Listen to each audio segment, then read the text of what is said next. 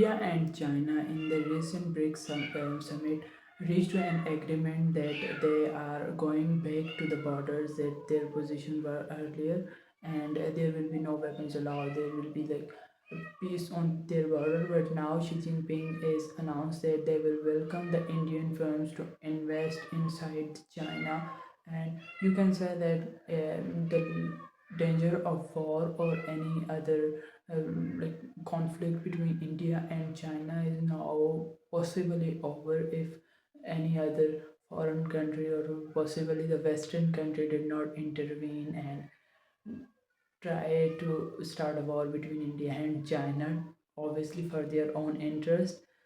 We can say that there will be no war in again in India in between India and China, and there will be a cooperation between India and China. China will sell its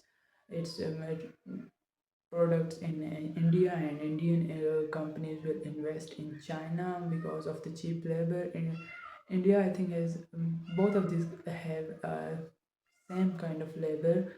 So, but there are the various sectors where they can cooperate with each other and make a world better place to live rather than doing a war against each other.